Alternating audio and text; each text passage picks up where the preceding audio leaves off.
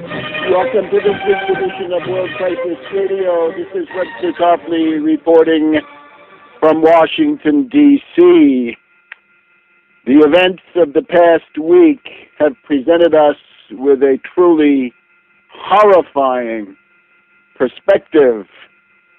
Fascist forces gathering from Syria to Ukraine, enemies of civilization, anarchy, chaos, massacres, destruction, and all of this with the support of the U.S.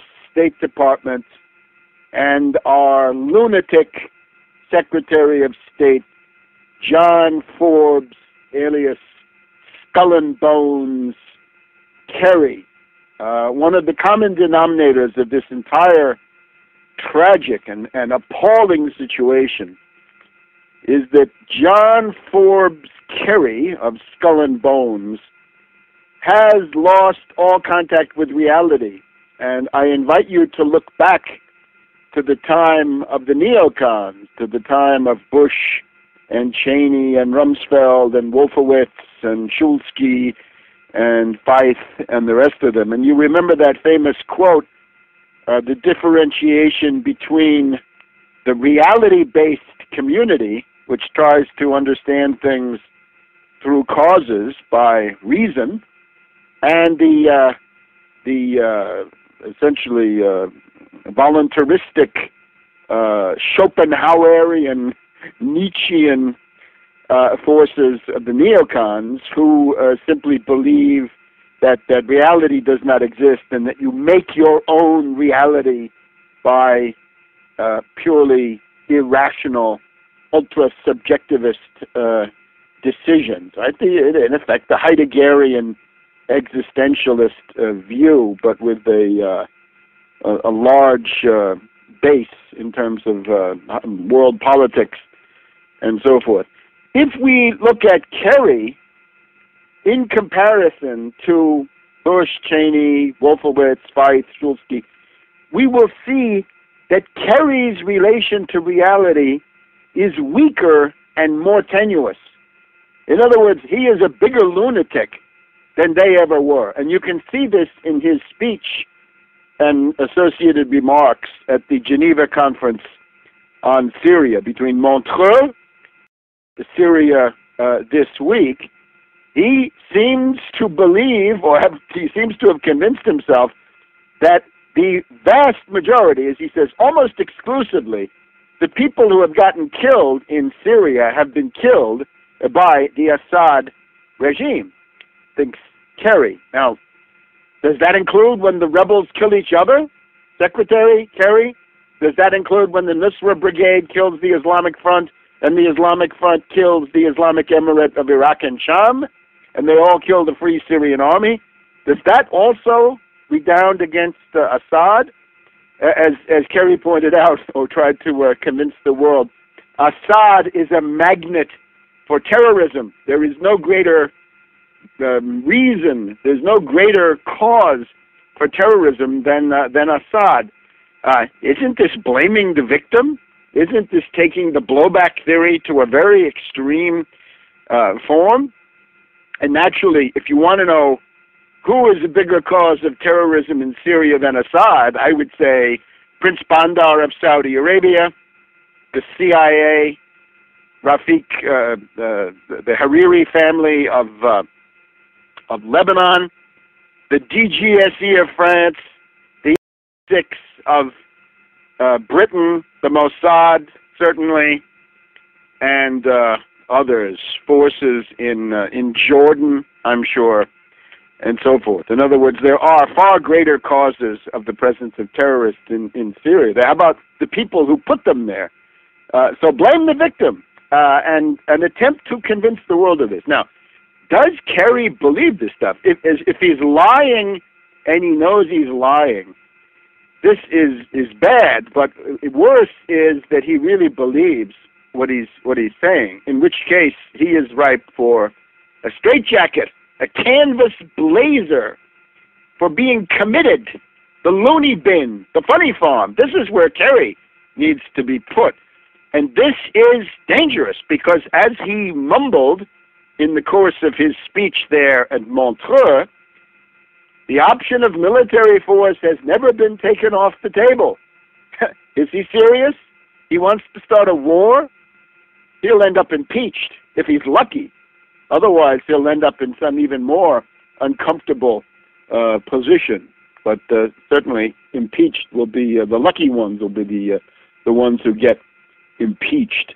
So this is now a grave danger to the world. And these symptoms, right, the mental disintegration of Kerry, the schizophrenia and hysteria and paranoia of Kerry have now reached critical crisis proportions. And this extends from the death squads of Syria to the fascist mob of Kiev. They're all being supported by the United States. This is being done in our name. This is absolutely intolerable. Now, we're going to go through the Ukrainian situation. We want to give you a good rundown on this. We also want to talk about economics, right? The instability that I've begun to talk about in the past couple of weeks has now broken out into the open, right? We've got some significant turbulence here in the New York stock market, and similarly a reflection of this in the Treasury bond market. But let's look first of all at this Geneva conference. First of all, the pattern that we've got, right? Syria, Ukraine. It is reminiscent to some extent of the 1956 autumn crisis, where we had the Egypt, we had the attack on the Suez Canal by the British, the French, and the Israelis, 1956, and the Hungarian rebellion. Something similar now going on, right? The same kind of pattern. One event in the Middle East and one event in Eastern Europe, and these are geographically rather close to where they were then. But the difference, of course, is that now the United States is on the side of fascism. Are we facing a new fascist era? These are obviously forces that tend towards the destruction of the modern state.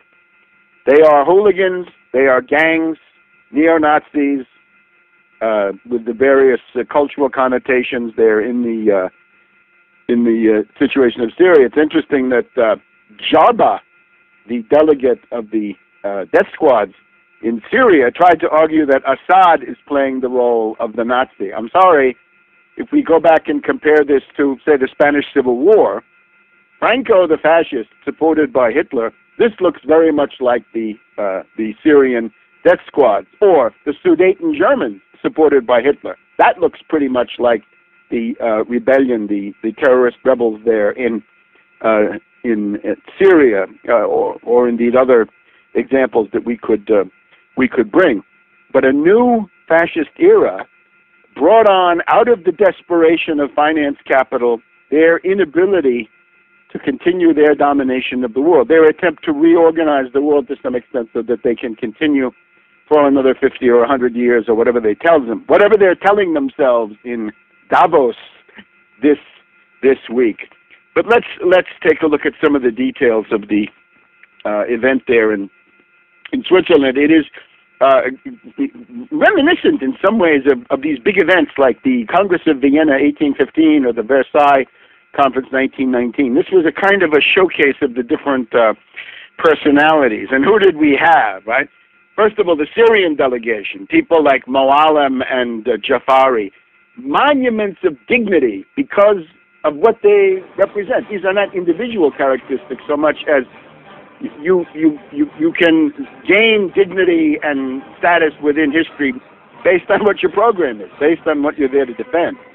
And then contrast that to the tribe of scoundrels on the other side, which we'll go through here in just a minute on World Crisis Radio. Welcome back to World Crisis Radio. Webster Tarpley in Washington, D.C., directing your kind attention to Tarpley.net, Tarpley.net, and to the books that I've written, which are now available on that website. Look to the right-hand column on the Tarpley.net website. A lot of interest right now in the book on World War I, La France Conquise, by Edward VII and Clemenceau with my article about Edward VII, the evil demiurge of the Triple Entente. This gets down to bedrock. Don't listen to Max Hastings. Don't listen to Boris Johnson. Don't listen to Fritz Fischer. None of these historians, some with greater merit, some with less, are decisive. What's decisive is Edward VII, who wanted the war, who set it up, and after his death, his disciples carried it out. So take a look at Tarpley.net, the Geneva Conference. Well, the outcome of this is Ban Ki-moon must go. Ban Ki-moon must be fired. Ban Ki-moon must be removed. He must resign. He's got to go. We've had enough of Ban Ki-moon. This is an obvious puppet of the State Department, so obvious that it's just intolerable. It's pathetic. He can't even continue in office in his own terms. His puppetry has gone beyond all limits. Yeah, sure, going back to Dag Hammarskjöld in the 1950s, right? Sure, the head of the UN is going to be more inclined in favor of the Western powers than Moscow or Beijing or the Third World, but still, this has now gone beyond all limits. It's kind of like Kerry. Kerry has, in a sense, pulled him along with him. If Kerry believes what he says, he's nuts. He's got to be put into a straitjacket. If he doesn't believe it, he's an incompetent because he's trying to dish up a line which is simply impossible to believe. Does he live in a bubble? Is this the pillow talk of Teresa Heinz as they loll on their mattress full of $100 bills? I don't know what it is, but crazy. And now Ban Ki-moon. As of last week, we had, I guess it was on Sunday, the report that Ban Ki-moon, in a moment of lucidity, or perhaps after being threatened or cajoled by some illuminated, enlightened diplomat, had said, okay, it's obvious that if there's a Geneva conference on Syria, that Iran must attend. And of course, this is obvious to everybody. The whole State Department apparatus has been trying to prove that Iran is a party to the war in Syria, that they have sent in forces, the Quds Force, the Revolutionary Guards, and all the rest. So if they're a party to the conflict, this, of course, then means that they've got to be invited to the peace conference, but not for Kerry and not for the unfortunate Ban Ki-moon. No, it means that they've got to be excluded. And at the same time, as Jafari pointed out, the dignified and in many ways admirable, certainly courageous Syrian ambassador to the UN, Jafari pointed out, look, this conference has been packed. 40 states, right? Australia. What has Australia to do with the Middle East? Nothing, right? They've got some markers left over from Gallipoli, I suppose. But other than that, what does Australia have to do with the Middle East? What does Morocco, for that matter, have to do with the Levant? Precious little. But Iran, a party to the conflict, no, not them. This is absolutely insane. So with this already, Ban Ki-moon was discredited. And then, in the proceedings, he tries to chair this as if he were the schoolmaster of some kind of a rural one-room blab schoolhouse, and everybody gets 8 minutes. And when it comes to Moallem, a person of the Syrian foreign minister, Moallem, a person, once again, of massive dignity and courage, then he says to Moallem, wrap it up, will you? I'm sorry, every minute of Moallem's speech has been bought with Syrian blood. The blood of the Syrian Arab army resisting those despicable terrorists that have been shipped in by Saudi Arabia and Qatar and the United Arab Emirates. And so that was a moment of dignity where the scurrilous scoundrel nature of Ban Ki-moon came to the fore. This guy simply, he's got to be dumped. I would think the imperialists would have the sense to get rid of him. Hasn't he outlived his usefulness? Isn't this too obvious, right? Two affronts, two diplomatic incidents manufactured by this bungling fool in 1 week, and of course, immorality, double standards, undoubtedly there. What I want to focus on, though, and I urge you to take a look at Tarpley.net, we put the entire speech of Moallem up there. It's 6 pages. It's not that long. This comes from the SANA, Syrian Arab News Agency site. I would thank SANA for putting that up. It is an excellent summary of what has happened, right? It is not, you don't get lost in detail, but it's quite readable. It's quite dramatic. This is what the imperialists objected to so much, right? The State Department thought this was inflammatory rhetoric. The Daily Telegraph thought it was long and florid. Well, better than the scurrilous raving of Jarba or the lies of Kerry. We'll go through some of the other people, but let me just give you some idea. I want to urge you, go to Tarpley.net and read Moallem's speech. Ban Ki-moon didn't want you to hear it. Aren't you curious what Ban Ki-moon didn't want the world to hear? I think you ought to be interested. He wanted to shut up Moallem. You get 8 minutes. No, I'm sorry. You get more than 8 minutes. It's a conference about Syria. Doesn't Syria get some kind of special status? Apparently not for these lunatics and madmen. They are fey. They have all the earmarks of a doomed ruling class. So Moallem proudly represents the Syrian Arab Republic. 7,000 years of history, it's Arab, and it's a republic. A civil state that some people sitting in this room have tried to return to the Middle Ages. An entire generation has been destroyed, and the Syrian delegation carries the hope of Syria for the years to come. And then he turns to the Saudis, the Qataris, the Emiratis, and he says, there are some people sitting among us in this room who are representatives of countries that have the blood of Syria on their hands, countries that have exported terrorism, along with clemency for the perpetrators. They have prevented believers from visiting the holy places of worship. This is Saudi Arabia, needless to say. They live in archaic glass houses. They lecture us in democracy. They are owned by kings and princes who rule the entire society. And these people are sitting here today. I'll give you some more from Moallem in just a minute. Again, you got to go and read it on Tarpley.net. Welcome back to World Radio, Webster Tarpley in Washington, D.C. Some more highlights from the speech by the Syrian Foreign Minister Moallem to the Montreux conference. He's attacking Saudi Arabia big time. He says the Saudis, in effect, have lectured Syria. They talk to us.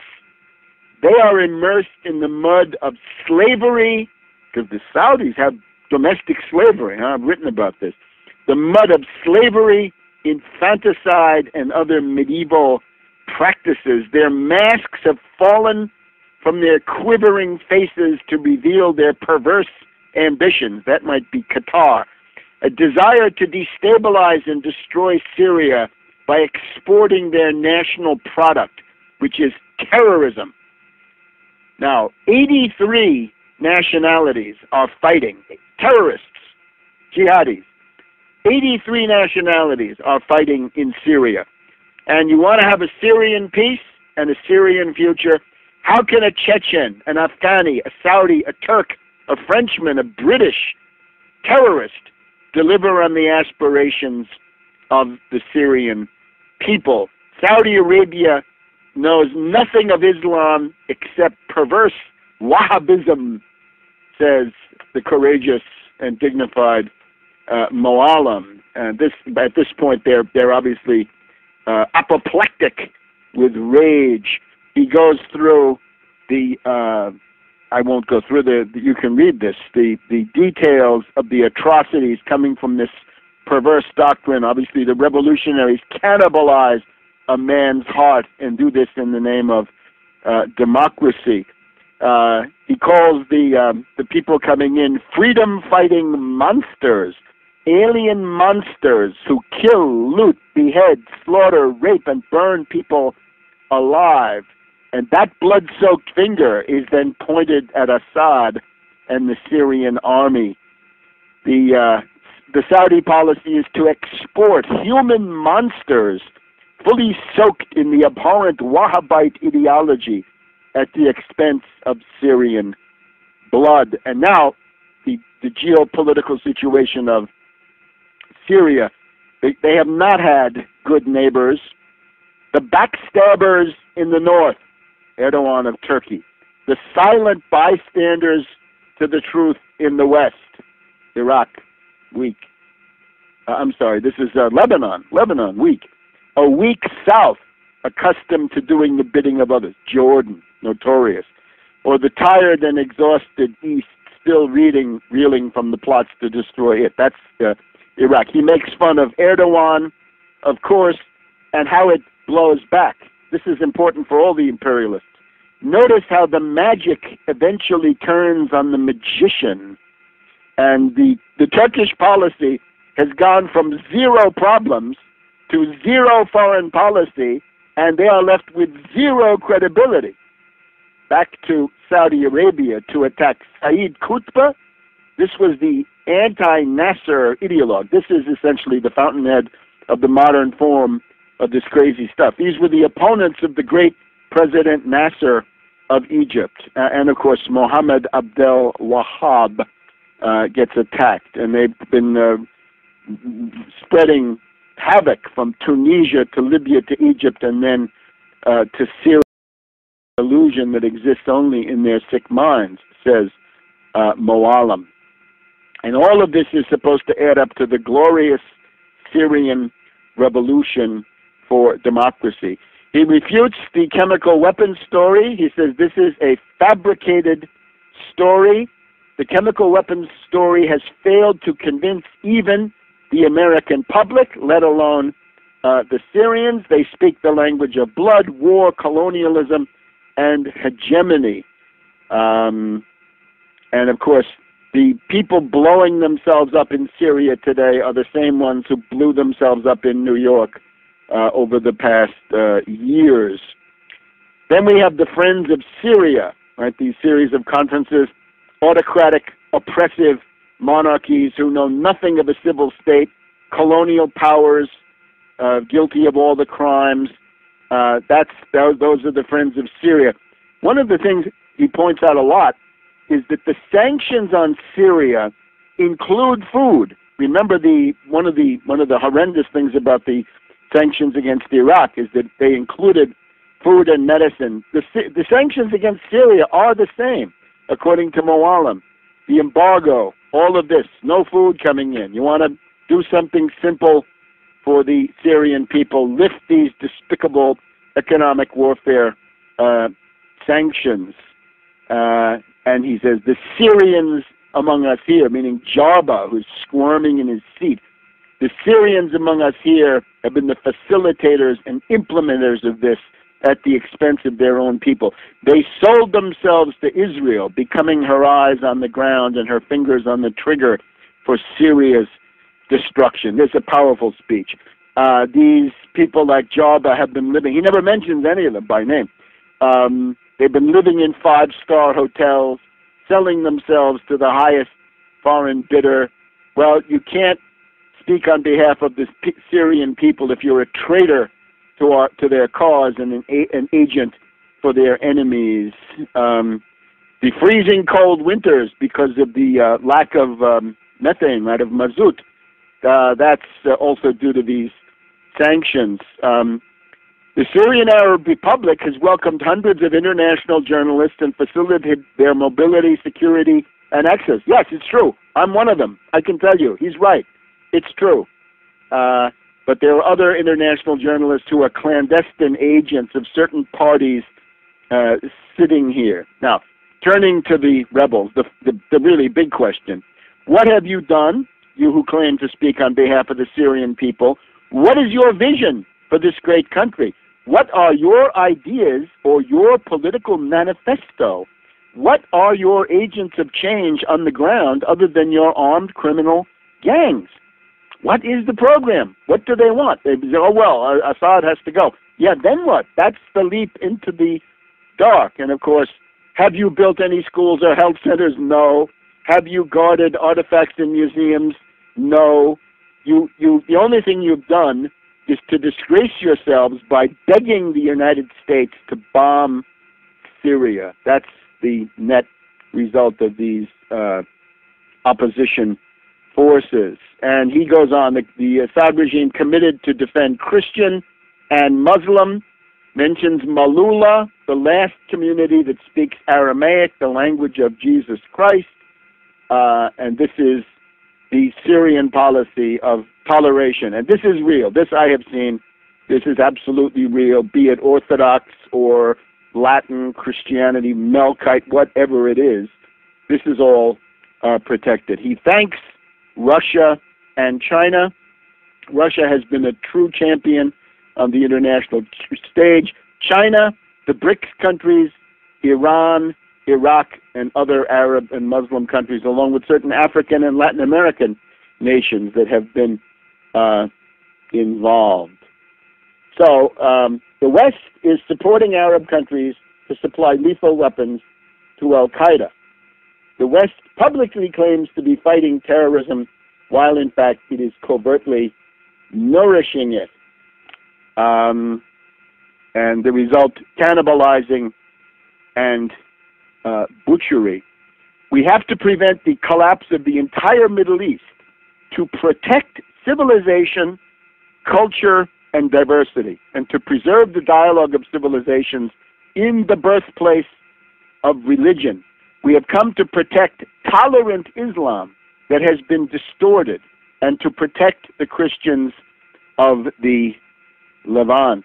A monumental speech. This is what Ban Ki-moon didn't want you to hear. Then he points out, whatever we agree here will be subject to a national referendum. The only people who can decide the legitimacy of a Syrian government, not Kerry or Theresa or Susan Rice, but a Syrian referendum. So Syria has been warning against the growth of this Wahhabite and Al-Qaeda terrorism, and therefore proposes to continue on this. I can't do justice to it. You got to go to Tarpley.net and read the speech by Moallem. Back in a minute. Welcome back to World Trade for Syria. Just a couple of other highlights from the conclusion, the peroration of Moallem's speech. The thing that Kerry and Ban Ki-moon didn't want you to hear, which is supposed to be inflammatory rhetoric, this seems to me to be a landmark of truth in the world of lies. So whatever is agreed to will be subjected to a referendum. Syrians choose their own government, not foreign conferences.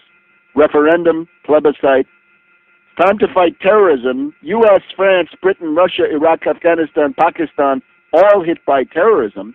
Why not cooperate to fight it with its horrifying and obscure ideology? The conference, he actually proposes, in effect, that the conference ought to be shifted into Syria. It's supposed to deal with Syria. Let's go to Syria. Some countries have been shedding innocent blood. Instead, we should have resorted to reason instead of terrorism and destruction. Use reason, not terrorism and destruction. So the invitation is fight terrorism and extremism, start a new political process, and reject the hypocrites, the false faces, who publicly smile, Kerry, but feed terrorist ideology, striking Syria today, but ultimately spreading to infect us all. That is the moment of truth and destiny, time to rise to the challenge. So that's Moallem. That's the speech of his life, and one of the great ones of our time. So I urge you to take a look at that and study it. You gain real insight into how the Arab world and the struggle within Islam looks from within. Of course, Kerry, the arrogant imperialist with virtually no connection to reality. Fabius, the Tartuffe, the hypocrite. Oh, he's so concerned about the humanitarian crisis. He wants immediate ceasefires where it will help preserve terrorist units, and he wants humanitarian corridors, which means armed intervention. Haig also wretched. This guy Jarba is a beady-eyed snake. We have to say a good word about Lavrov, even keel, fair, gets the merit of having brought this about. This is Putin and Lavrov are essentially responsible for opening up this possibility. So again, to sum it up, what did we get from the Western powers? We got more barf from Harf. We got more hanky-panky from Banky. And we got more pus from Fabius. Harf, of course, is Madame or Mademoiselle Marie Harf, the deputy spokes of the State Department, right? She's second to Madame Saki. But barf from Harf is what you're hearing at the State Department briefings. Kerry made a great deal of a report about 11,000 victims, supposedly, of Assad's jails, but the MIT report, Massachusetts Institute of Technology report, showing that it is virtually impossible for the Syrian army to have launched these gas attacks, whatever they were,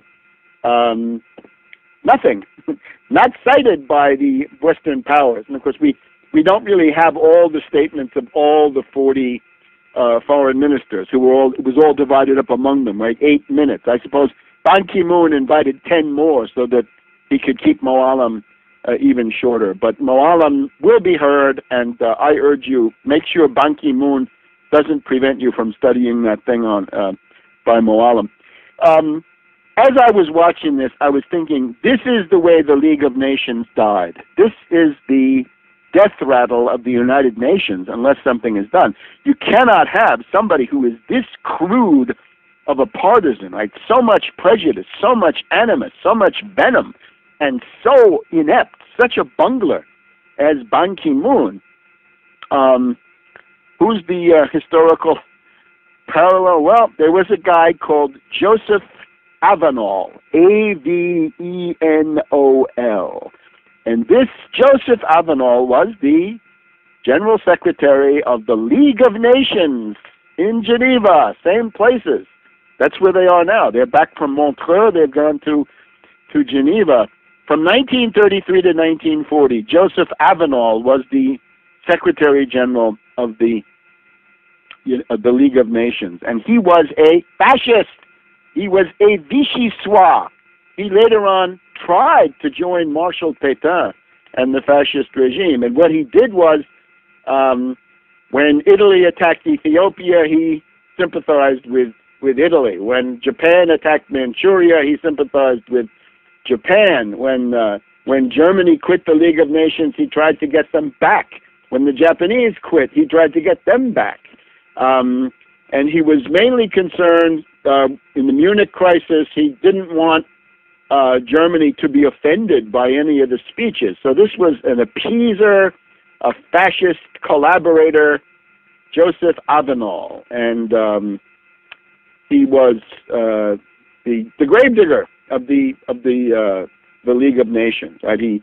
It limped on from 1940 to 1946 under an Irishman, but in effect it was a dead institution, and that is the danger that we're in right now. So international anarchy looms. Now, I guess we ought to go directly to Ukraine after that, because that is the parallel case that is now developing, and where this insanity of the State Department and Kerry in particular is coming to the fore. I don't know whether Obama shares in this or not. He may well, but I'm afraid it seems to be Kerry who is making up these things.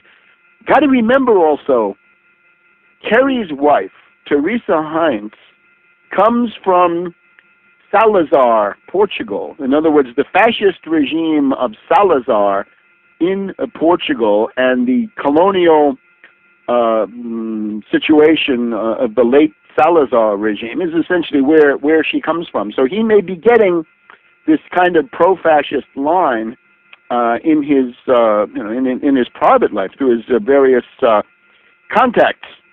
So now what do we have in Ukraine? It's the same kind of lunatic schizophrenia hysteria where they're now being asked, Madame Harf was asked, you're taking the visas away from various Ukrainian government officials, but you haven't done anything about the gangs that are in the square. Yeah, she said, we're only interested in depriving these Ukrainian government officials of their visas. Well, wait a minute.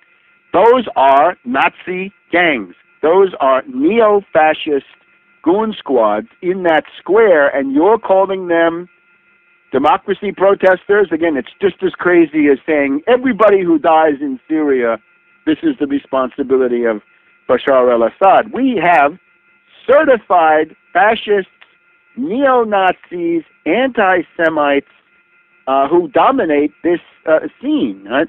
Let's just look at some of them. They call themselves now, there's a certain geography of these things. It's like the difference between the two camps here in Washington, D.C., between McPherson and the Penn and Freedom Plaza, right? You're kind of different, right? One more moderate than the other.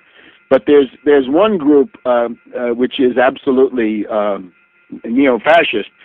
This is called the right sector, right-wing sector. It includes groups like the Patriots of Ukraine, the Trident Organization, Svoboda, meaning freedom, and similar groups. Let's just take one case that came up today. There is a guy called Chanibok, and I'll try to give you this the spelling because it's not what you think. T-I-A-H-N-Y-B-O-K. T-I-A-H-N-Y-B-O-K. And it comes out Chanibok in Ukrainian.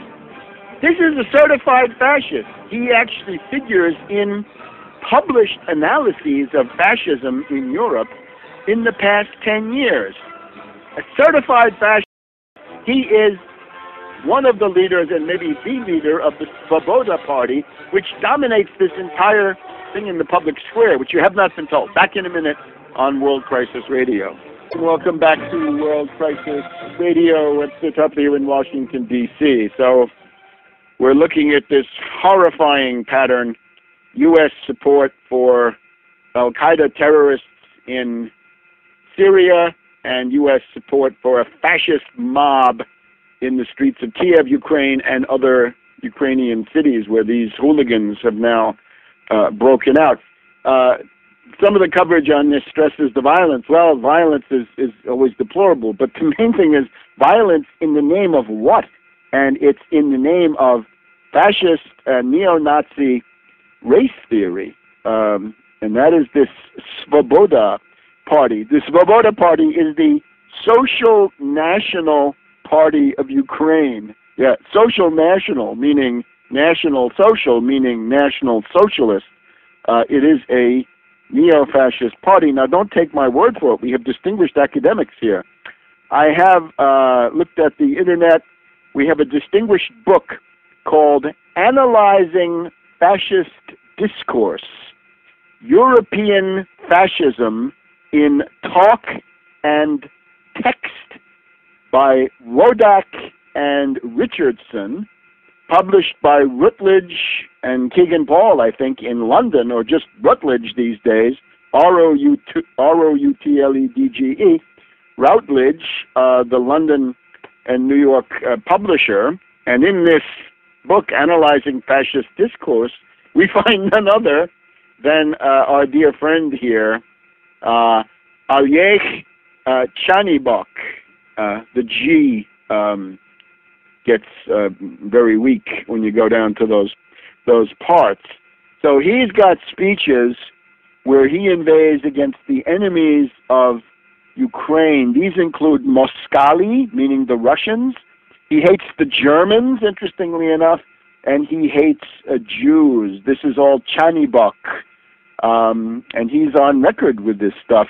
The other thing that this group does is their symbol, the so-called Wolfsangel. This is a runic sign which has certain affinities to the swastika. Just look up Wolf's Angel, Wolfsangel, and you'll see what that looks like.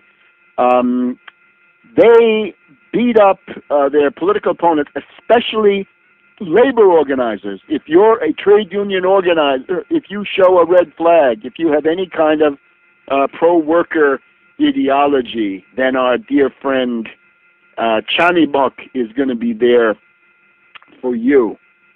So this is horrendous. Now, we've also got, at a somewhat different level, we've got this guy, Klitschko. Klitschko, as I have pointed out, would be a good candidate to become the head of the National Football League. This is somebody who has been punched once too many, right? He's a punch-drunk palooka. He may have some kind of damage as a result of these concussions that he's undoubtedly had. He has a residence here in the United States. He's got a green card. If he gets tired of it over there, he can come to the U.S. And he's got his principal residence seems to be in Germany, which is where he operates from. So a foreigner, right? He's not from Austria in this case, but he's from outside the country. That will be close enough.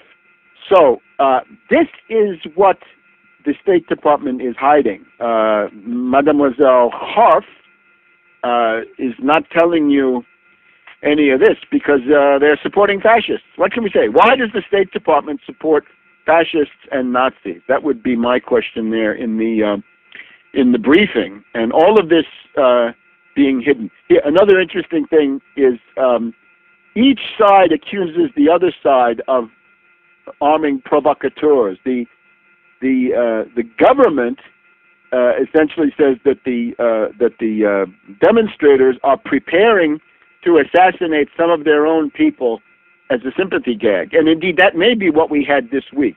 5 killed or something like that. The word on them is that the bullet wounds and the ballistics seem to indicate weapons not used typically by the Ukrainian army. It's not conclusive, but this is not far from being an open and shut case. Whereas the stock in trade of the protesters is that any crimes that are committed, right, any atrocities, are ipso facto by government provocateurs, and we even have a word for this. The Titushki. The Titushki, they are named after Vadim Titushko, who is a guy who beat up a newspaper reporter, and the opposition, the rebels there, the coup in effect in the streets. They say, oh, he was paid to do that. He was not really one of us. He was on the payroll for Yanukovych. This has now gone rather far, and I think what any observer would have to look at is, compared to the response, let's say, to Occupy Wall Street, or compared to the response to demonstrations that we've seen in Athens or in Madrid or in Paris, right, when we had the protest of the North African students in the banlieue of Paris some years back. This is a very soft response. These characters have been allowed to run wild. What we've essentially seen is not Mussolini's March on Rome 1922, but Chanibok's and Klitschko's march on Kiev 2013 to 2014. 5 or 10 minutes of serious police work would sweep these characters away, and eventually that moment will be reached. But this, of course, would be intolerable, and all of the Western governments that are protesting are absolute hypocrites, because their own practice would have been to shut this down much earlier. And, of course, the atrophy of the modern state. Suppose we have somebody like Barroso from the European Commission. I have pointed out Barroso, his political lineage takes us back to Salazar fascism also. He's got something in common with Teresa Heinz Kerry, right? There's a lot of fascist, what can we say, a lot of fascist heritage left in the world that seems to be raising its ugly head in this moment of civilizational breakdown. Barroso says if you don't if you don't respect the rights of these mobs, these fascist demonstrators, then I'll have to step in, says Barroso. I'll have to intervene. What does that mean? So a lot of the rehabilitated fascists of Western Europe have found their way back into the European bureaucracy there in Brussels. Barroso being one of the key ones. So this is, of course, outrageous. The behavior of the German ambassador to Kiev is outrageous. And let's not forget, Anders Aslund.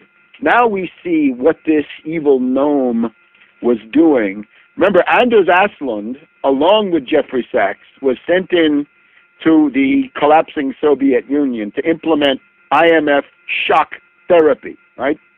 Lots of shock, very little therapy, huge unemployment, huge human misery, destruction of the middle class, and so on. I saw it back in 1992, 1993 in Moscow. This Anders Aslund, you should take a look at his appearance on Crosstalk with Peter Lavelle on RT, and you will see that he is a boiling cauldron of rage against the Russians, and he wants to defend these indefensible demonstrators. Right? Again, there's not a protest. This is now a coup d'etat. It is comparable to the Stavitsky affair. Remember the attack on the French National Assembly? Hey, in February 1934. So we're talking 80 years ago, next month, 80 years ago right now, we had the French fascist monarchists, right? The Croix de Feu of Colonel de la Roque, the Camelot du Roi, the various monarchists, the Action Française of Marat, all of them trying to break into the French National Assembly. This seems to be the model. So this is what Anders Aslund called a democratic protest. Back in a minute on World Crisis Radio. Welcome back to World Crisis Radio. That's your Ukrainian situation. A horrible pattern in Syria, terrorists supported by the State Department, and in Ukraine, fascist gangs. And as the Ukrainian Prime Minister has said, this is now a coup d'etat. This is the attack on the French National Assembly, February 1934, the so-called Stavitsky affair, and or Mussolini's March on Rome. This is the March on Kiev, and eventually this will have to come to a head one way or the other. Now, there's obviously a it's a counter-insurgency strategy, or strategy may be too good a word. Let's look at the financier oligarchy of the world as they cavort in their Swiss paradise at Davos. And remember, Davos is the original Magic Mountain, the novel by Thomas Mann, that sanitarium up there for tuberculosis victims, Hans Karstorp and all the rest from Hamburg. That's up on Davos, der Zauberberg. So the Magic Mountain. And again, as Moallem says, the danger is when the magic turns against the magician. So what are the themes? Now, I found this highly, highly interesting. You know that I'm associated with the perspective, which I announced for the first time really in New York City at the Left Forum back in June of last year, that there's a very good possibility that we are headed into a period of mass strike upsurge. When I say this to some people, they say, what's that? Well, maybe you've never seen it. Get some books, right? Get Rosa Luxemburg's The Mass Strike Party and Trade Unions to begin with, right? Read the history of the 1905 revolution in Russian Poland. Read the history of the Bolshevik Revolution. Read the history of the French Revolution. Read the histories of any of these events, and you'll get the idea. It can also be hijacked. What you're seeing in Ukraine is the same thing, really being hijacked by these right-wing demagogues. But we've had in the meantime that British think tank cited by the New Statesman in their article on Russell Brand, pointing to the fact that new protest movements, new social unrest scheduled, they say, to emerge at the end of 2014. And Mélenchon of the French left party, Parti de Gauche, saying that France last year was in 1788, meaning that we're now in 1789, meaning that something big is about to happen. What does Davos say about this? Well, how interesting. They want to talk about risks. Their report is, of course, the yearly report, the Global Risks. That's the title of it, right? Global Risk 2014. You can and should get this also on the internet. Take a look. And their conclusion is, in their own guarded language, right? Somewhat Aesopian language, not blunt but elusive, that the income disparity question, income inequality, income disparity, can lead to social unrest. The despair and resentment from income inequality, income disparity, could easily boil over into social upheaval as seen in the wave of protests against corruption which have occurred from Brazil to Thailand and other parts of the world. That in particular, you've got a lost generation of youth who are disgruntled, and their disgruntlement can lead to the dissolution of the fabric of society. This is what happens when the youth feel that they have no future. Now, their second issue that they have there is global warming. So we'll leave global warming, and we're going to set that aside and look at this question of the lost generation. Now, here's what they do, and this is interesting. Here on page 28 of the overall report, Global Risks 2014, we have what is in effect a mass strike watch around the world. They're very much aware of the mass strike, and they're looking at it. And they show you a map where the countries that have been hit by the mass strike are colored in orange. Countries with social unrest in 2013, selected, and it's ideologically selected. But then it goes like this. They give you a list. Let's just go through the list. Country, focus, and participation. How many people? So Egypt had a mass strike focused on leadership, right? Who should be president? 3 million participated. Turkey, focus was urban development and civil liberties. 2,500,000 took part. Brazil, focus was bus fares and corruption. 1 million took part. Argentina, focus was the judicial system. 1 million took part. Ukraine, economic alliances, what we would supposedly, this is really not the case, but this is their Aesopian stuff. Yanukovych, is he going to accept this colonial status of the European Union? 350,000. It's not that much, huh? That the best you can do, you oligarchs? Ukraine economic alliances, 350,000. Chile, educational system inequality. Remember this? Getting into college, 150,000. Thailand, corruption amnesty bill. This is the Sinawat, the red shirts and all this, 150,000. South Africa, labor unrest, 50,000. Russia, political prisoners, right? This is now Navalny and Pussy Riot and Femen, 50,000. Bulgaria, energy bills and corruption, 30,000. China, public services, and they don't know how many. Now, obviously, we didn't see anything here about Greece, about Cyprus, about the whole southern tier, right? Portugal, Spain, France, Italy, other places, right? How about the U.S., right?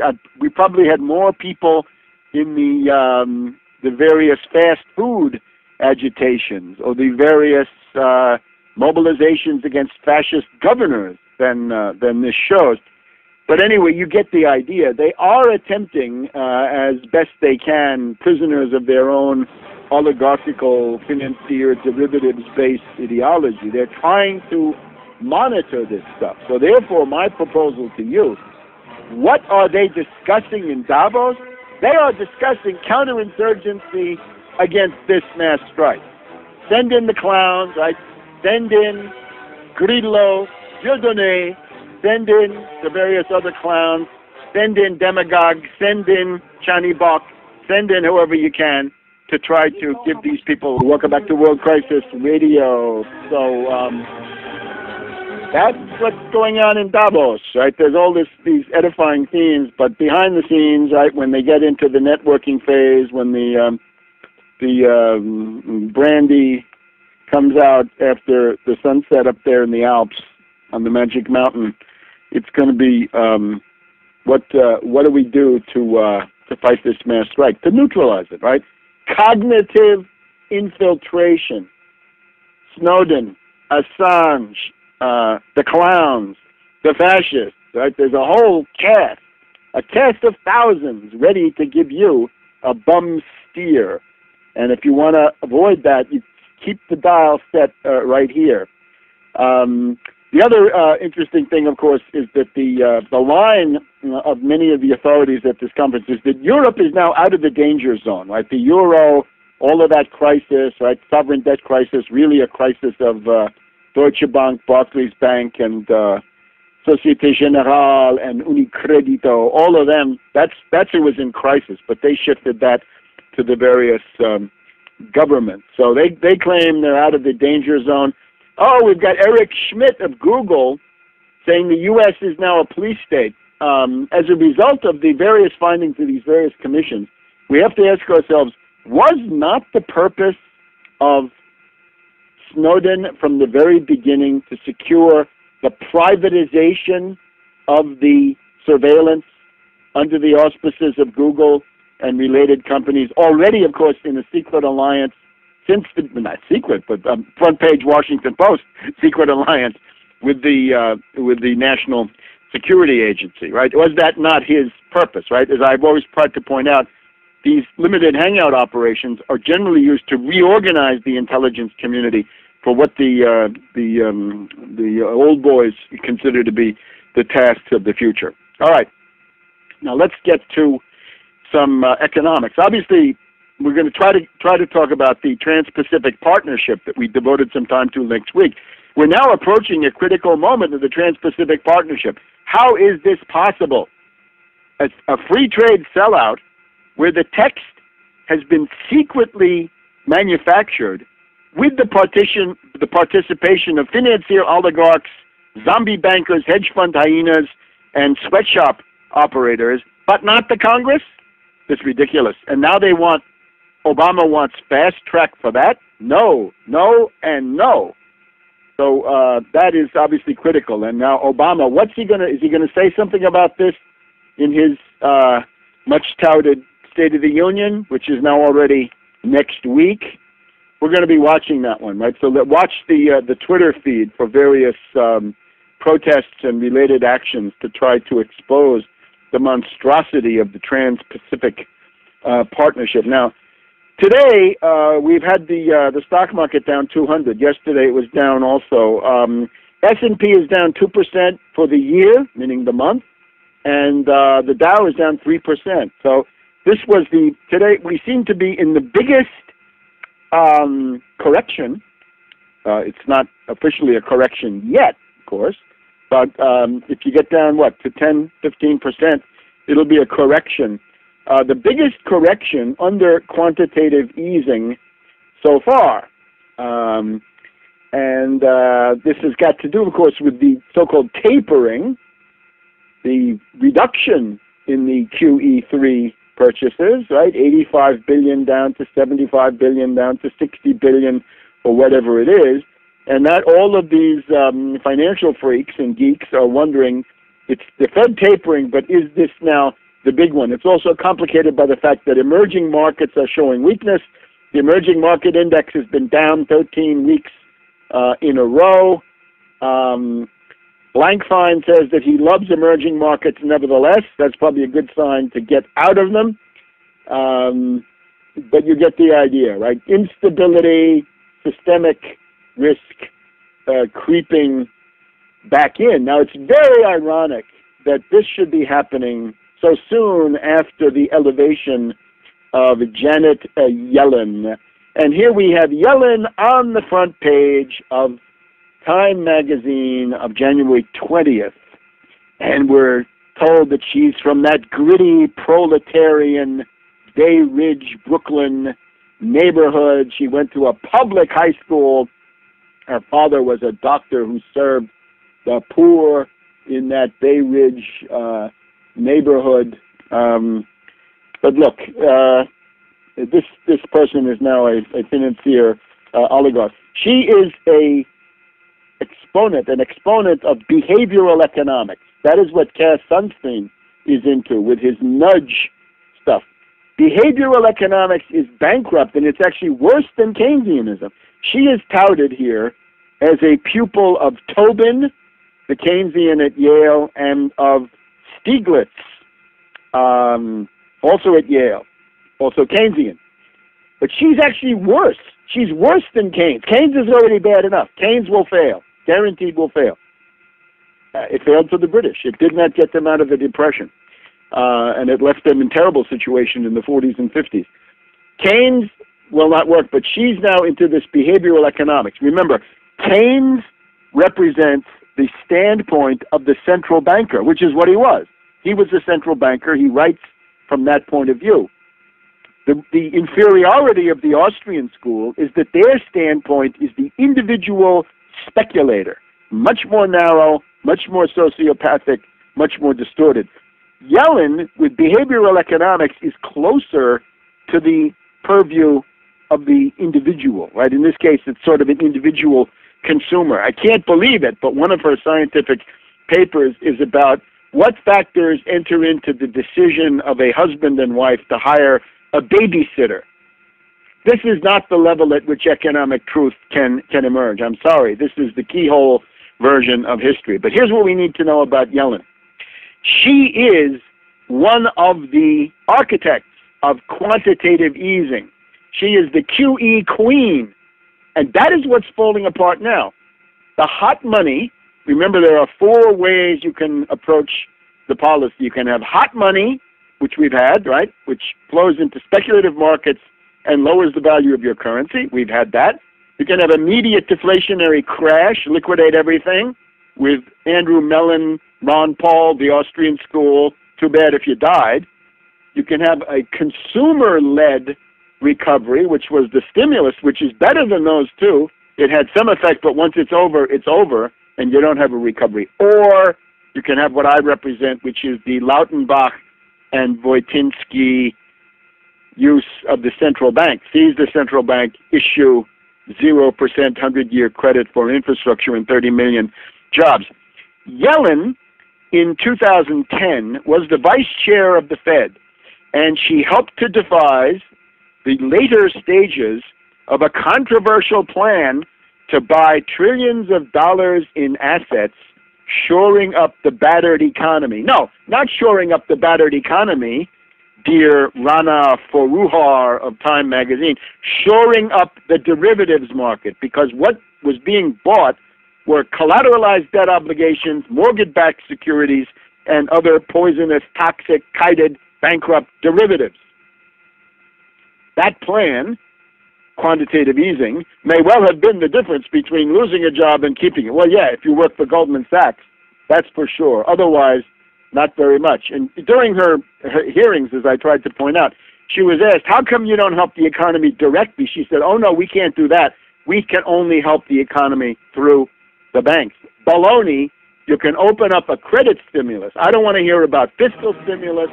I don't want to hear about monetary stimulus. I want to hear about a credit stimulus, which is to make available those $5 trillion for starters that will then become the seed money to start rebuilding infrastructure and also refinance all the student loans down to 0%. Back in a minute on World Crisis Radio.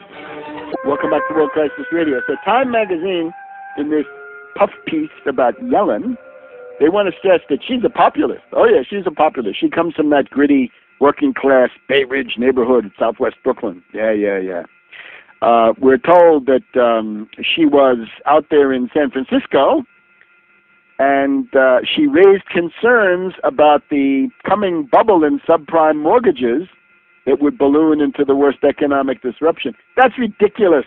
It's not a subprime crisis. It is a derivatives crisis. The sums involved in subprime mortgages are trivial. Peanuts, chicken feed. The only way that gets to be a problem is if you toss the subprime mortgages in with auto loans and other various kited forms of debt instruments, and you make that into a CDO or a super CDO or some other mortgage-backed security, and that then pyramids the losses the 100, 200, 300, 500 times over. But now she has this reputation that she saw it coming.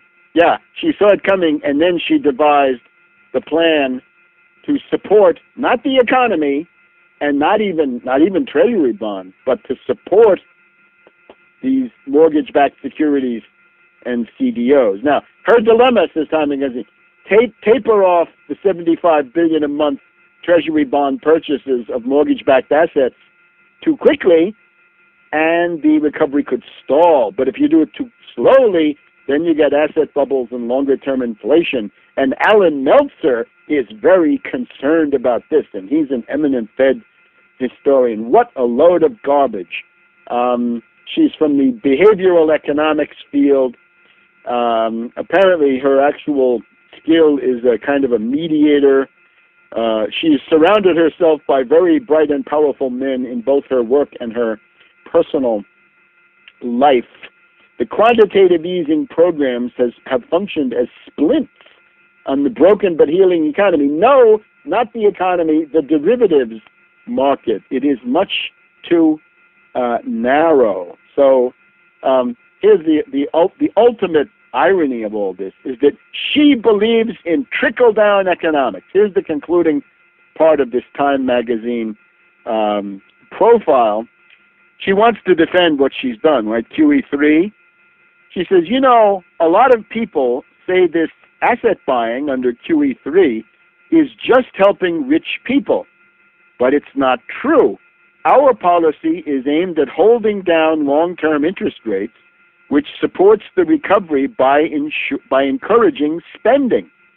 And part of the economic stimulus comes through higher house and stock prices, which causes people with homes and stocks to spend more, which causes jobs to be created throughout the economy and income to go up throughout the economy.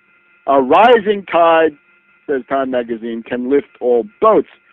This is what reactionaries have argued. They say, Time magazine says, this is what conservatives have been saying, but Yellen believes it. All right, look, you cannot have a recovery based on that kind of spending. People by now should know recovery starts in the capital goods industry, where machine tools, heavy-duty equipment, large computers, rail cars, locomotives, other components, turbines, giant pieces of capital equipment. That's where the recovery starts, and not through consumer spending. If you have an economy like this one, which is 70 or 75% consumer spending, you have got a real big problem. That is sick. If it were 100% immediate consumption, you'd essentially be in hunting and gathering, or some more exalted form of hunting and gathering. So no. She is an incompetent, and therefore I repeat, this article seems to regard Stanley Fischer as a more or less inevitable VP, vice chairman of the Fed. No, I recommend Tarpley for Fed head. I know what to do. I come in there with a policy. I can make this thing work. I can give you a recovery. I could even do it from the outside if I could whisper in Obama's ear and tell him what to say when he calls up Yellen, because Yellen is obviously waiting to be told what she must do. And if somebody, if a mass movement doesn't tell her, then it looks like Stanley Fischer of Rhodesia and Israel and other points unknown is gonna tell her. And this cannot be a good thing. So again, she is now in the dock. This is her policy, right? She's the architect. She's the queen of QE, the queen of quantitative easing, 1, 2, and 3. And now if this is going to be tapered, she will be left holding the bag for the results. And her wonderful behavioral economics, her wonderful insights from Keynes, from Tobin, and from Stiglitz, I don't know. If she's really, we can also propose a test. If she's really a disciple of Tobin, let her come out in support of the Tobin tax. And I don't mean a microscopic one, but one that we can see. How about 1%? A 1% Tobin tax simply means a Wall Street sales tax on all stocks, bonds, derivatives, and other financial instruments. Let's hear Yellen support that. We'll give her a couple of weeks to respond to this challenge. We want Tobin as a good disciple of, we want Yellen as a good disciple of James Tobin of Yale, right? His big positive contribution to economics is to continue the one good thing in Keynes, which is that a tax on stock turnover, buying and selling of financial instruments, a sales tax on that is a perfectly good thing. Great. Let Yellen show that she's understood something from Tobin and from Keynes on the positive side by supporting the Wall Street sales tax. And otherwise, we'll be watching what happens. As it is right now, it is that instability creeping back in. Now, a couple of shorter notes here. Again, we want to stop the Trans-Pacific partnership. This is a good time to try to get on Twitter, to try to get on other social media, try to put out there, try to create a buzz that this is simply outrageous, it's unacceptable. And this should become, when Obama gives his State of the Union address next week, the principal theme, I think, bombarding the Obama State of the Union address can well be no to the Trans-Pacific partnership, because this is going to have very dire economic consequences. It's going to have very dire consequences in loss of sovereignty. And again, Obama is going to try to shape his theme as defense of the middle class and the remediation of income inequality, or as the Republicans call it, social mobility. Well, the U.S. social mobility is now worse than any place in Western Europe except the oligarchical, hierarchical, and hidebound British. And if you put in this TPP, that will make it worse. The deterioration that we've had so far is significantly due to the NAFTA, North American Free Trade Area, and the various bilateral free trade sellouts that we've already had. It seems to be a principle that these oligarchs, they simply cannot understand when something has failed, right? The Syria policy of Kerry has certainly failed. The Iran policy has failed for them, but they continue to want to go back to the well. The same thing seems to hold true for free trade.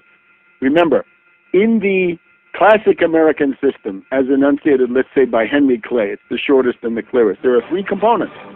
A national bank, not a central bank, but a national bank, in Hamilton's sense, the promotion of infrastructure all over the country in any form that seems necessary, and a protective tariff, and the ability of Lincoln and Justin Morrow and Kerry to put through that protective tariff. That is the key to the economic growth of the United States from 1861 until the Great Depression of the 1930s. So, protective tariff of 15%, no to the Trans-Pacific Partnership. See you next week.